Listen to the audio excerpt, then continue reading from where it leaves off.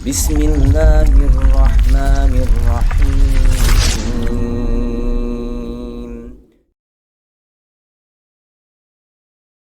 Assalamualaikum warahmatullahi wabarakatuh. Innal hamdalillah nahmaduhu wa nasta'inuhu wa nastaghfiruh wa na'udzu billahi min shururi anfusina wa min sayyiati a'malina. May yahdihillahu fala mudilla lahu wa may yudlil fala hadiya lahu. Asyhadu an la ilaha illallah wahdahu la syarika lah wa asyhadu anna Muhammadan abduhu wa rasuluh. Allahumma salli ala Muhammad wa ala ali Muhammad kama shallaita ala Ibrahim wa ala ali Ibrahim innaka Hamidum Majid. Allahumma barik ala Muhammad wa ala ali Muhammad kama barakta ala Ibrahim wa ala ali Ibrahim innaka Hamidum Majid. Bapak Ibu jamaah Masjid Sulaiman Arif Abdillah rahimakumullah. Alhamdulillah pada pagi hari ini Selasa ba'da subuh Allah pertemukan kita kembali dalam rangka belajar bersama berkenaan dengan kitab Sahih Bukhari Muslim, dan alhamdulillah Allah lapangkan kita, insyaallah Allah rahmati kita, Allah berkahi kita, Allah ridhoi kita di setiap langkah kita di dunia ini dan di akhirat kelak. Amin amin ya rabbal alamin. Jamaah rahimakumullah, alhamdulillah kita sudah memasuki bab atau judul tentang haid ya. Haid ini khusus untuk wanita haid ya, karena yang mengalami haid atau nifas ini adalah wanita. Kalau laki-laki boten. Kalau laki-laki haid aneh. Ya boten aneh, boten mungkin kata sini. Khusus wanita. Bismillahirrahmanirrahim. Diriwayatkan dari Aisyah radhiyallahu anha, ini istri Rasulullah, katanya Rasulullah Shallallahu alaihi wasallam memerintahkan salah seorang di antara kami, maksudnya di antara istri-istri Rasul ya, yang sedang haid supaya menggunakan kain pembalut, kain pembalut. Jadi jamaah rahimakumullah, perkara pembalut ini dari dulu niku nggih sudah ada. Mungkin bentuknya mawon atau bahannya mawon yang berbeda. Tapi intinya para wanita zaman dahulu, zaman Rasulullah Shallallahu alaihi wasallam ya, ini kalau haid juga pakai pembalut. Karena kalau tidak pakai pembalut, darahnya bisa kemana-mana. Sebagai penghalang ya, ini fungsinya salah satunya sebagai penghalang antara beliau dengan kami saat berjumpa. Jadi saat bermesraan lah, itu pakai pembalut agar napa niku kemaluannya ini tidak nempel. Karena kalau pakai pembalut ya dihalangi dengan pembalut itu, maka pada saat berjumpa ya, pada saat berjumpa dengan istrinya itu kemaluannya ini tidak nempel ke kemaluan perempuan yang sedang atau istri yang sedang haid tersebut.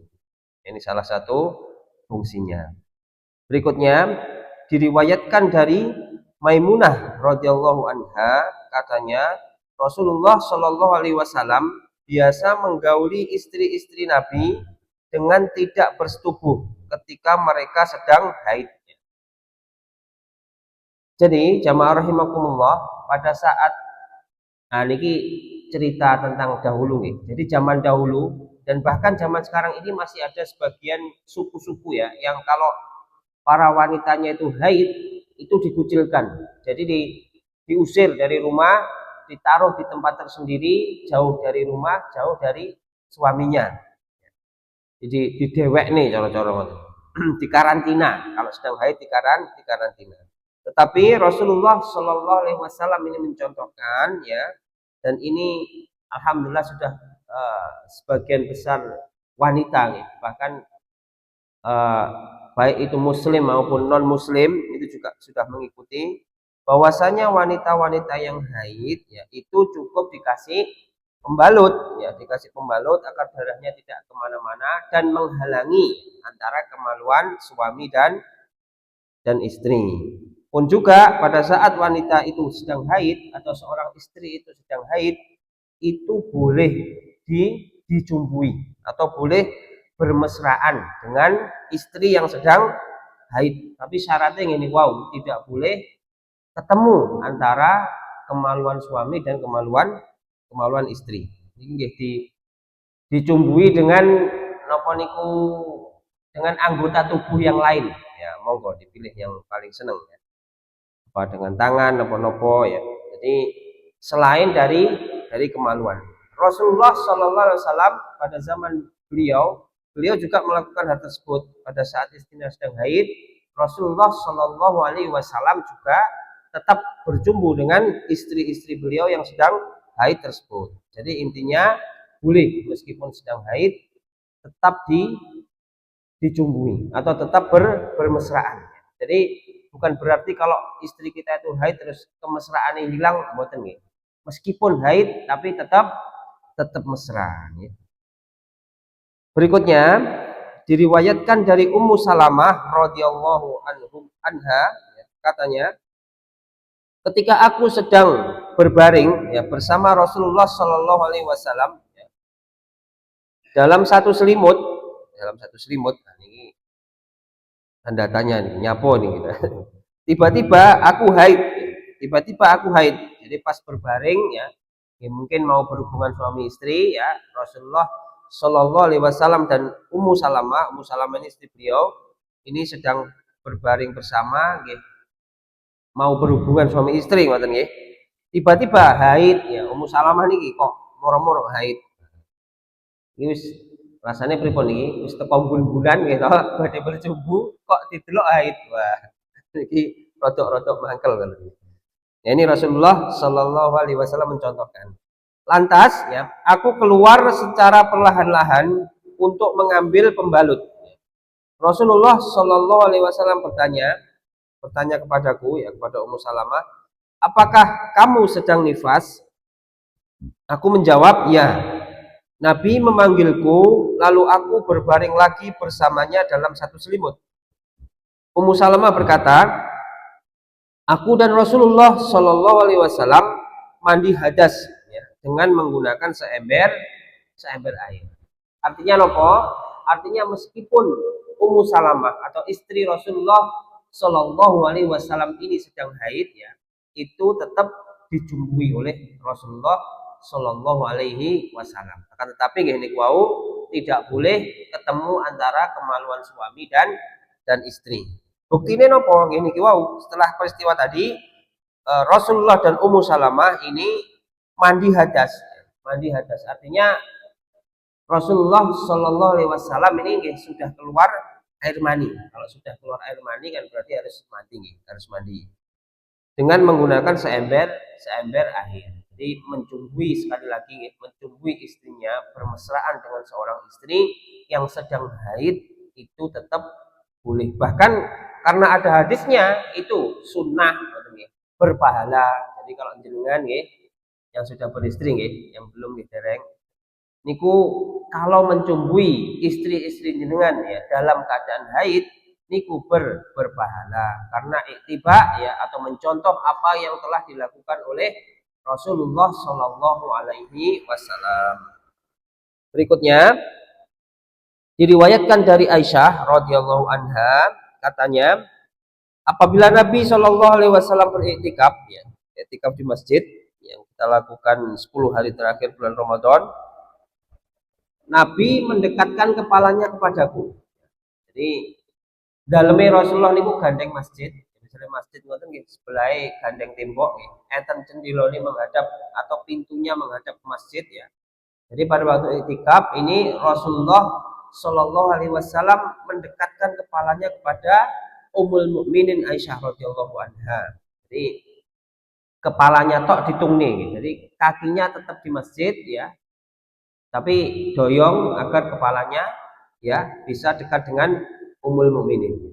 Lalu aku menyisir rambut Nabi. Nah, ini disisir oleh istrinya. Wah, ini mesra banget ya. Jadi sing jungkati niki bojone. Bojone jungkati rambutnya Ini rambut Rasulullah ini panjang ya. Rambut Rasulullah ini panjang, panjangnya sebahu ya. Para nabi dan rasul itu rambutnya panjang, rambutnya sebahu, jadi ditungne, disisir oleh istrinya. Jenengan nggih natos ngoten di rambutnya disisir oleh istrinya. Natos mboten? Nggih, kedah dicoba karena ini sudah dicontohkan oleh Rasulullah Shallallahu Alaihi Wasallam. Jadi apa-apa yang dicontohkan oleh Rasulullah Shallallahu Alaihi Wasallam ini sunnah beliau, dan apabila kita mengikuti ya itu berpahala. Selain itu baik juga berpahala. Nabi tidak memasuki rumah ya kecuali jika ada hajat-hajat yang bersangkutan dengan orang banyak. Jadi pada waktu beriktikaf ya Rasulullah Shallallahu Alaihi Wasallam ini mboten mundur ya, kecuali kalau ada hajat atau ada keperluan orang banyak, karena beliau adalah kepala negara. Jadi kalau ada keperluan orang banyak barulah beliau keluar, tapi lek mboten nggih mboten. Lek perlu dengan istrinya nggih namung wonten niku wau ditungne kepalanya salah satunya tadi nggih disisir, tapi kakinya tetap di masjid. Berikutnya diriwayatkan dari Aisyah radhiyallahu anha, katanya Rasulullah Shallallahu Alaihi Wasallam ya, biasanya berbaring di pangkuanku. Wah, ini mesra malih niki. Berbaring di pangkuan istri beliau. Sedangkan aku masih dalam keadaan haid. Kemudian Nabi membaca Al-Quran. Jadi ini hukum ya, bahwasanya wanita yang sedang haid ya itu boleh mendengarkan bacaan Al-Quran, atau orang yang membaca Al-Quran ini tidak najis apabila menyentuh wanita yang sedang haid. Tapi istrinya nggih, wanita sing mboten istrinya nggih mboten asal. Jadi orang atau wanita yang sedang haid ya ini boleh mendengarkan bacaan Al-Quran. Dalile nggih niki wau. Bahkan Rasulullah Shallallahu Alaihi Wasallam ini berbaring di pangkuan istrinya yang sedang haid sambil membaca Al-Quran. Berikutnya diriwayatkan dari Ali radhiyallahu anhu, katanya, aku adalah lelaki yang sering keluar madi. Madi niku nggih rodok kental tapi lebih encer daripada mani. Terus bening nggih, ciri-cirine ngoten, bening. Nah, air mani kan keruh nggih. Keruh, kalau madi ini lebih bening ngoten nggih. Nah, jadi Ali ini sering keluar madi. Jadi biasanya kalau lelaki niku ningali seorang wanita ya yang menampakkan auratnya terus seksi ngoten, nah ini terangsang. Jadi rangsangan yang pertama ini bisa memicu keluarnya madi. Ini pun wajar nggih. Jadi seorang lelaki itu kalau melihat wanita kok ketok awake kok seksi lah, niku pasti terangsang atau tertarik. Jadi efeknya ya karena rangsangan itu yang keluar pertama niku adalah madinya keluar. Kami lanjutkan. Tetapi aku malu untuk bertanya kepada Nabi Shallallahu Alaihi Wasallam karena putri Nabi ada bersamanya. Jadi Ali ini adalah menantu Rasulullah Shallallahu Alaihi Wasallam, suami dari Fatimah radhiyallahu anha. Arep takok ning marang isin. Aku ya Ali menyuruh Miqdad bin Al-Aswad supaya bertanya kepada Nabi. Lalu Nabi bersabda, dia mestilah membasuh kemaluannya dan bolehlah berwudu. Jadi ini cara mensucikan ya apabila seorang lelaki itu keluar mandi. Jadi mboten perlu mandi besar, cukup dibasuh atau dibersihkan kemaluannya dari air mandi itu ya, setelah itu berwudu. Itu sudah suci, sudah boleh untuk sholat. Berikutnya diriwayatkan dari Ibnu Abbas radhiyallahu anhu, katanya pada suatu malam ya, Nabi Shallallahu Alaihi Wasallam bangkit dari tidur lalu membuang air besar ya. Setelah itu Nabi membasuh muka dan kedua tangan, selanjutnya tidur kembali. Jadi ini sunnah Rasulullah Shallallahu Alaihi Wasallam Jadi lek kula jenengan niki kok malam-malam ya pas tidur tiba-tiba bangun kebelet BAB, buang air besar ya. Nah, ini setelah buang air besar, ini yang dicontohkan oleh Rasulullah Shallallahu Alaihi Wasallam ya. Ini beliau membasuh muka dan kedua kedua tangan. Ya. Jadi rauk, ya, kemudian kedua kedua tangan. Tangan niku nggih dari ujung jari niki sampai siku dilebihkan sedikit ya. Kanan dulu baru yang kiri. Barulah setelah itu ya beliau tidur kembali. Jadi ini sunnah beliau yang insya Allah kalau Allah memberi kita kemampuan untuk mengikutinya, insya Allah baik dan berpahala. Berikutnya diriwayatkan dari Aisyah radhiyallahu anha katanya, apabila Rasulullah Shallallahu Alaihi Wasallam ingin tidur, sedangkan Nabi masih dalam keadaan berjunub, ya. Berjunub ini mungkin baru berhubungan suami istri, ya. Baru berhubungan suami istri, kesel, ngantuk, ya. Kemudian belum mandi besar kok wis ngantuk, pengen tidur ya. Nabi berwudu ya sebagaimana yang dilakukan ketika ingin mengerjakan sholat sebelum tidur. Jadi beliau Rasulullah Shallallahu Alaihi Wasallam ini cukup berwudu seperti wudunya kalau mau sholat. Ya. Setelah itu baru tidur. Nek ngomong antuk tenan ya biasanya kan berhubungan suami istri itu kesel ya, kesel, bobios ya. Sing penak napa tilem. Nah niku yang dicontohkan oleh Rasulullah Shallallahu Alaihi Wasallam niku mboten kok langsung beli tak mboten, tapi berwudu dulu seperti hanya wudunya. Kalau kita mau sholat ya barulah setelah itu tidur. Berikutnya diriwayatkan dari Ibnu Umar ya radhiyallahu anhuma katanya Umar pernah bertanya kepada Nabi Shallallahu Alaihi Wasallam, wahai Rasulullah, bolehkah salah seorang di antara kami tidur sedangkan dia masih dalam keadaan berjunub? Ya. Nabi menjawab, boleh setelah dia berwudu. Jadi ini menguatkan yang hadis tadi. Ya. Jadi kalau baru berhubungan suami istri mau tidur, ini sunnahnya adalah berwudu dulu seperti wudunya kalau mau sholat baru tidur. Berikutnya setunggal malih diriwayatkan dari Anas ya, radhiyallahu anhuma katanya Nabi Shallallahu Alaihi Wasallam pernah bersetubuh dengan istri-istrinya dengan sekali mandi hadas saja. Rusak banget ya. Masya Allah, salah Rasulullah ini memang idola kita, uswatun hasanah dan idola seorang muslim. Rasulullah Shallallahu Alaihi Wasallam ini istri-istrinya lebih dari satu. Nah, mboten itu ada 9 orang nih yang masih hidup pada waktu itu. Ya. Beliau menggilir istrinya, menggilir istri 9 itu, 9 itu digauli kabeh bareng ya, dengan sekali mandi hadas saja. Artinya ya waktu yang diperlukan oleh Rasulullah Shallallahu Alaihi Wasallam untuk menggilir ke-9 istrinya ini tidak melampaui waktu sholat berikutnya. Misalnya subuh kayak tadi, bar subuh langsung berhubungan suami istri, bentenan sampai ping 9, kemudian mandi hadas baru masuk sholat duhur. Jadi namun pirang jam nih. Berarti niku dalam jangka waktu subuh niku jam itu niku. Jam gangsal pamane ngoten nggih. 5 6 7 8 9 10 11. Wah, 6 jam. 6 jam niki ping 9. Kiat mboten nih, Pak. Masyaallah.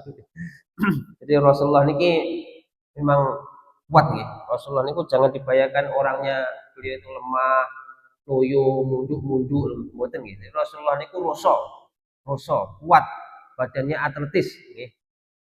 Napa niku perutnya keras, bersusun-susun. Jadi bosone ngoten nek kula jenengan sterek, badannya sterek. Jadi ruso. Beliau sangat menjaga kondisi tubuhnya.